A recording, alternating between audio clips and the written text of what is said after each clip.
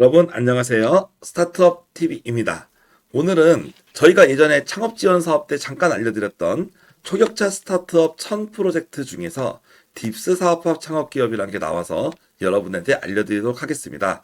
이 딥스라는 말은 스타트업 중에서도 하이테크를 지향하는 딥테크 스타트업을 일컫는 말입니다. 즉 초격차 분야에 해당하는 아주 고급 연구진들이 만드는 하이테크 기술을 보통 딥테크라고 부르죠.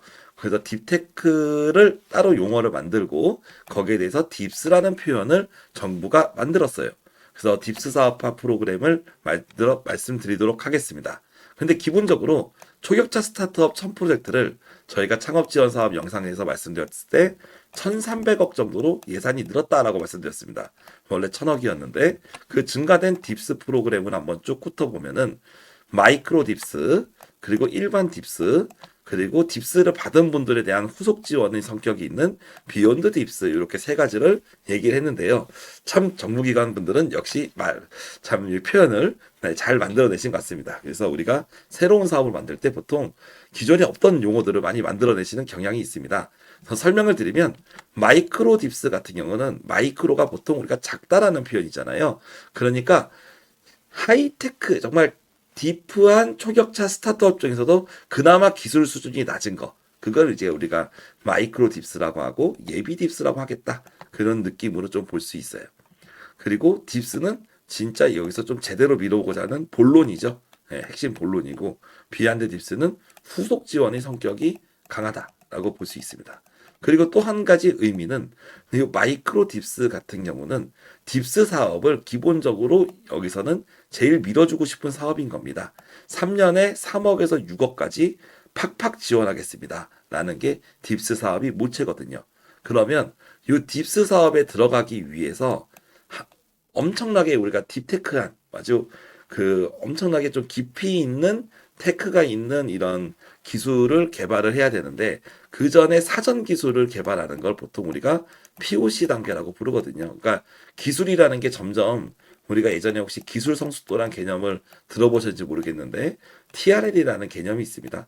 그래서 1단계부터 해가지고 9단계까지 올라가는데요. 보통 우주선이나 이번에 맨날 그 막 스페이스X처럼 우주선 같은 그런 이제 막 오랫동안 시간이 걸리는 기술들이죠. 그리고 신약 개발 이런 것도 되게 오랫동안 걸리는 기술들입니다.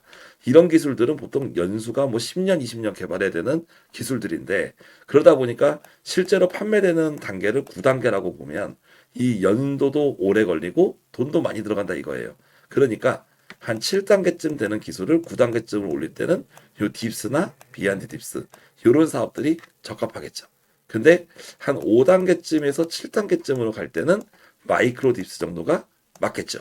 즉 회사가 어느 정도 기술 개발이 수준, 그리고 이 회사의 성장 수준, 거기에 맞춰서 마이크로 딥스와 딥스를 여러분이 판단해서 지원하는 게 중요할 것 같습니다. 비욘드 딥스는 어려운 게 아닌 게 딥스를 졸업한 기업들이 한테 추가적으로 주는 거거든요. 그러니까 일단 딥스를 무조건 받아야 돼요.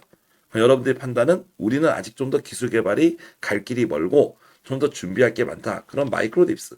그게 아니라 빡세게 제대로 하겠다. 그러면 그냥 딥스. 이렇게 됩니다.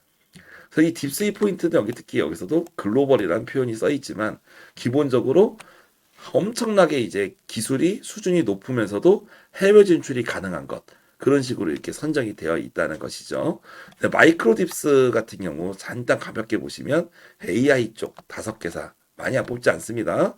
그 AI 스타트업인데 약간 좀 느낌이 다르죠. 여기는 15개사. 그리고 지역 주력 사업 10개사. 뭐 이런 식으로 들어가고요. 일반 딥스가 여기서 메인입니다. 182개사.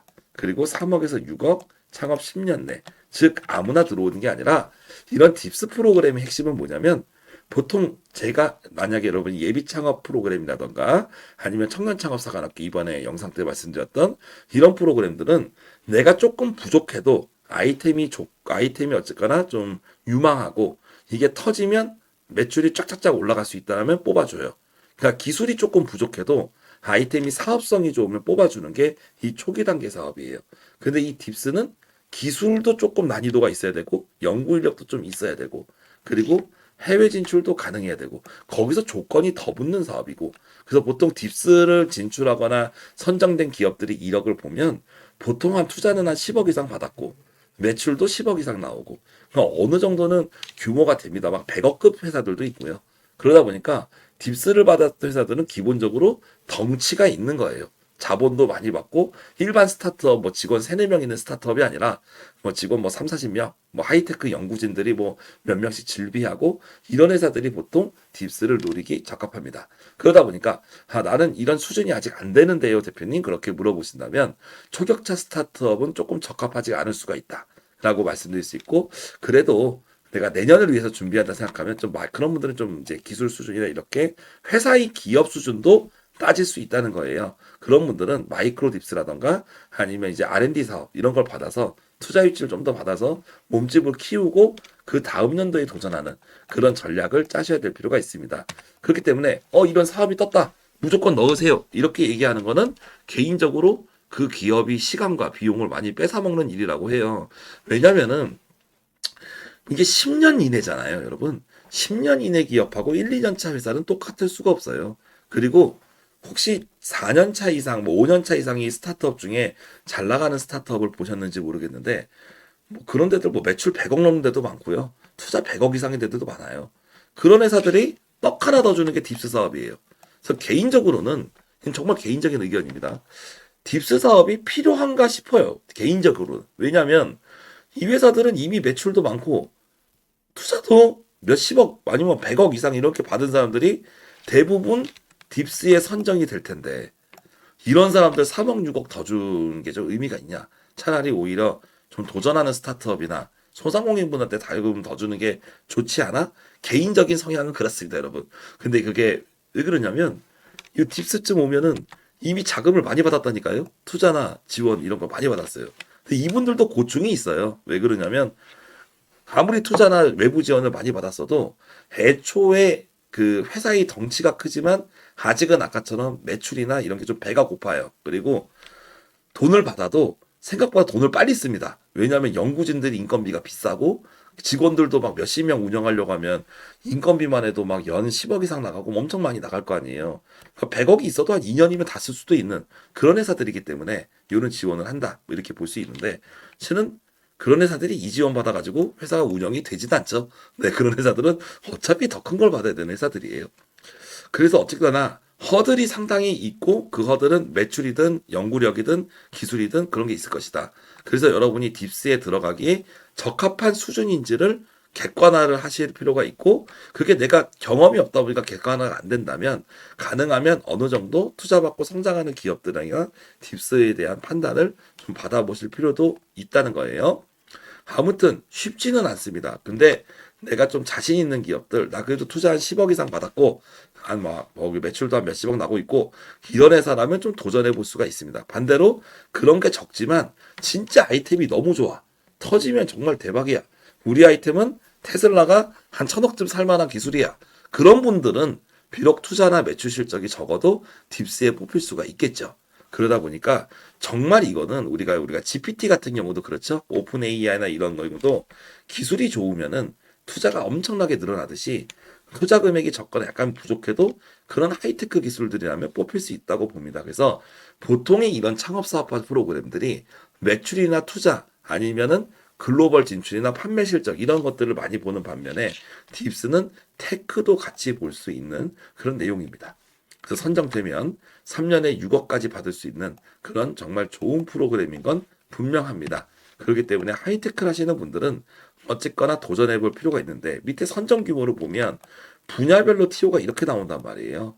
뭐 우주항공 5개, 해양 5개. 그러니까 이 안에서 또 박 터지는 거야. 이해되시죠?